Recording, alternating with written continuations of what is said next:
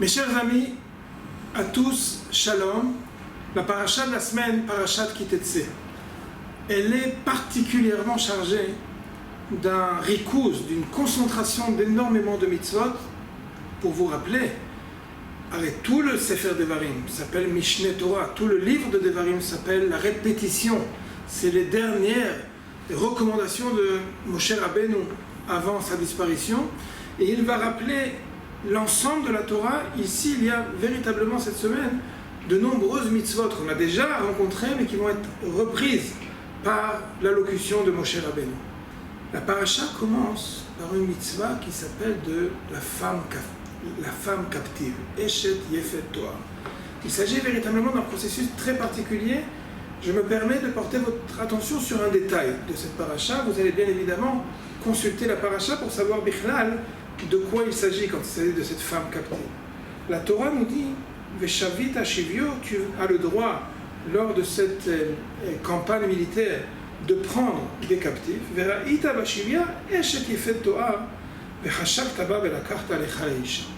Tu as le droit de prendre pour épouse une femme qui va être dans sa captivité.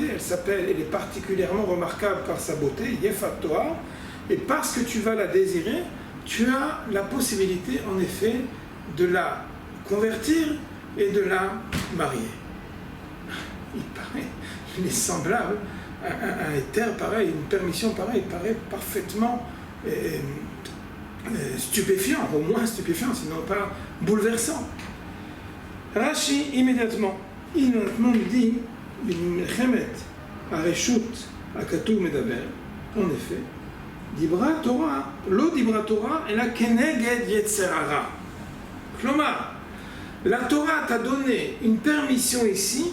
Pourquoi? Parce qu'elle connaît, Dieu connaît la nature humaine. Incroyable. Si la Torah ne permet pas une telle union, sache que la puissance de Yetzer est tellement grande que ça risque d'être tout simplement insupportable de l'interdire, et parce qu'on ne veut pas mettre en danger l'épreuve de cet homme-là qui n'est pas capable de tenir, alors la Torah préfère prévenir que guérir, préfère permettre plutôt que d'interdire, alors qu'il s'agit d'une épreuve qui est complètement, qui ne sera pas en fait à la dimension du courage de l'homme. Qu'est-ce que c'est? Qu'est-ce que ça veut dire ça? Je me permets de me servir de l'explication de Rashi, mais de me servir du côté, ici il nous a parlé du côté pile, je me permets de me servir du côté face. Qu'est-ce que ça veut dire? Si la Torah nous dit que cette mitzvah n'est rien d'autre en fait qu'une permission, parce que la Torah sait parfaitement que l'homme ne peut pas tenir l'épreuve, ça veut dire quoi? Ça veut dire que toutes les autres mitzvot et tous les autres isurim, toutes les mitzvot l'ota'aseh, tous les interdits que la Torah nous incombe à respecter, ça veut dire que si ici la Torah a permis parce que c'est pas possible de tenir l'épreuve, le reste, c'est que s'il y a un interdit de la Torah, c'est qu'on peut parfaitement. Parfois, ça nous paraît très difficile.